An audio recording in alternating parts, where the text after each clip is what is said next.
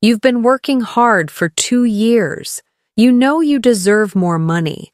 But every time you think about asking your boss, your heart starts racing. You don't know what to say. You're afraid of sounding rude or desperate. So, you say nothing. I'm Sarah, and this is Shadowing English Learners. Today, we're going to fix that problem. I'm going to teach you exactly how to negotiate a higher salary in English. The exact words, the exact phrases, step by step. You don't need to be aggressive. You don't need perfect grammar.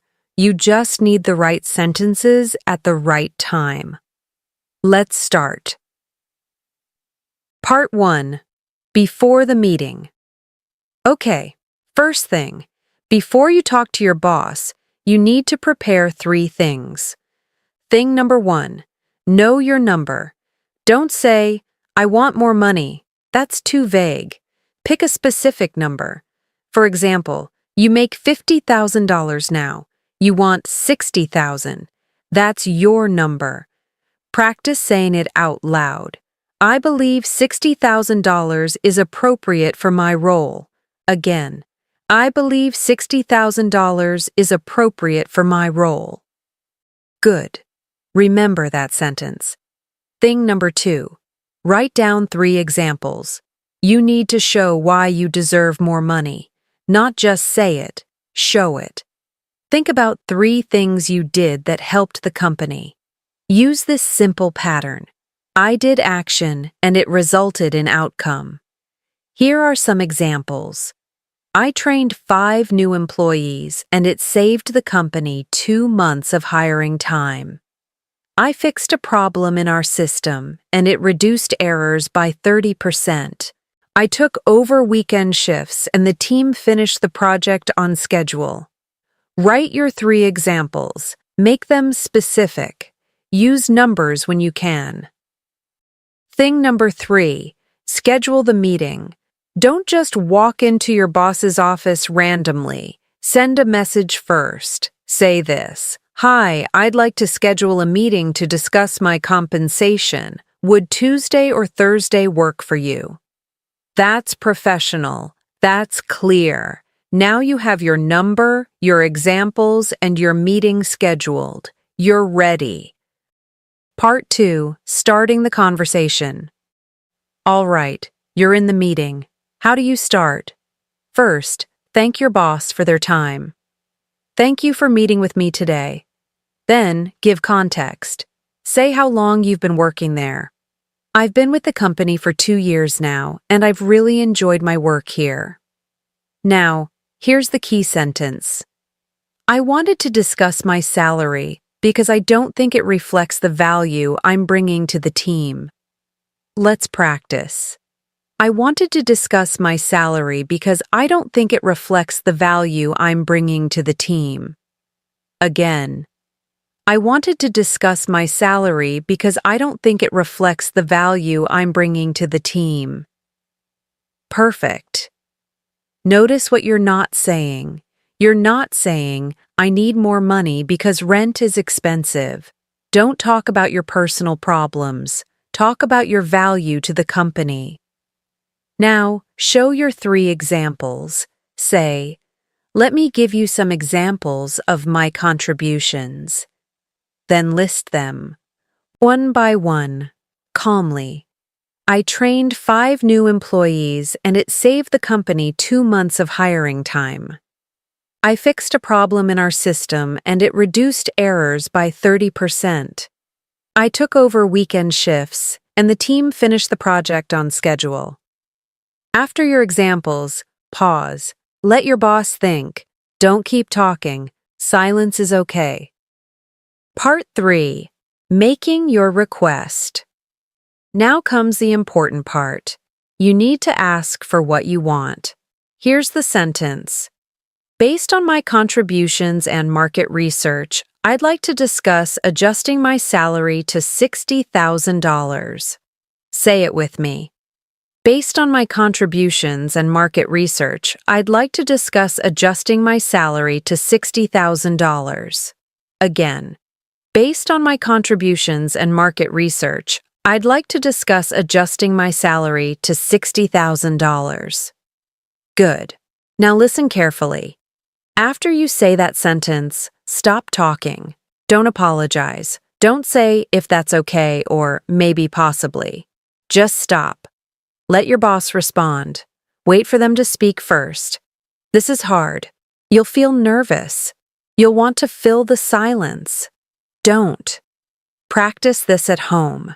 Say your sentence, then count to 10 slowly in your head. Get comfortable with waiting. The silence shows confidence. It shows you're serious. Part 4. Handling responses. Your boss might say yes, great, but they might also say no or maybe later. Let's practice different responses. If they say, "We don't have budget right now," you say, "I understand. When would be a good time to revisit this conversation?" Or, "Can you tell me what would need to happen for this to be possible?" You're not giving up. You're staying in the conversation. If they say, "You're already paid well for your position," you say, "I appreciate that. I've taken on responsibilities beyond my original role, and I'd like my compensation to reflect that." Stay calm. Don't get emotional. If they say, "Let me think about it," you say, "Of course. Could we schedule a follow-up meeting for next week? Maybe Friday?" Don't let me think about it turn into nothing. Set a specific time. If they say, "I can offer you $55,000 instead of 60," you have two options. Option 1. Accept it. "I appreciate that. I'd like to revisit this again in 6 months." Option 2. Push a little more. "I appreciate the offer. Is there any flexibility to get closer to 60,000? Both are okay. It depends on your situation. The key is to stay professional. No anger, no begging, just clear, calm conversation. Part 5. Special situations. Let me cover 2 special situations. Situation 1. You have another job offer.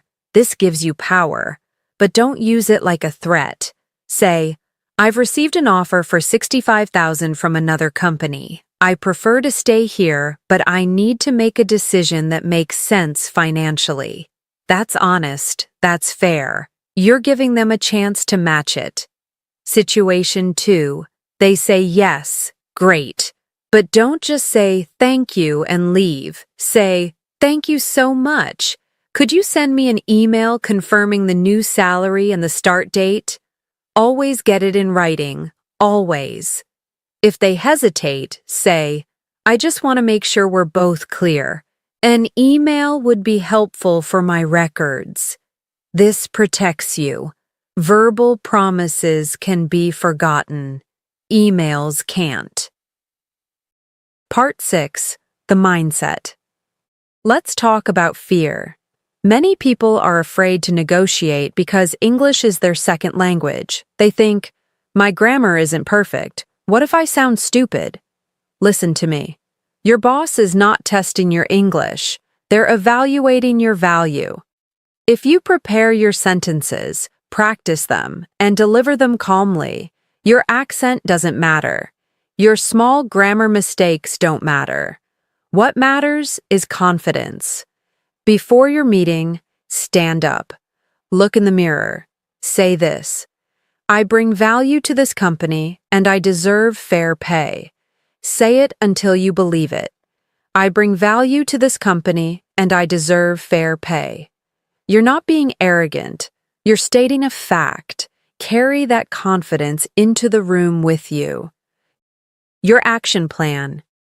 Here's what you do this week. Monday, research salaries for your position online. Write down a realistic number. Tuesday, write your 3 examples. Use the pattern, "I did action and it resulted in outcome." Wednesday, practice saying your sentences out loud. Record yourself if possible. Thursday, send the meeting request to your boss. Friday, Review your notes one more time before the meeting. That's it. 5 simple steps. Don't overthink it. Don't wait for perfect conditions. Just start. Negotiating your salary doesn't have to be scary. You just need clear sentences, good examples, and calm delivery. You don't need perfect English. You need confidence. And now you have the exact words to use. So schedule that meeting, practice those sentences, and go ask for what you deserve. If this helped you, please like this video and subscribe. We create new lessons every week to help you speak English confidently in real situations. I'm Sarah,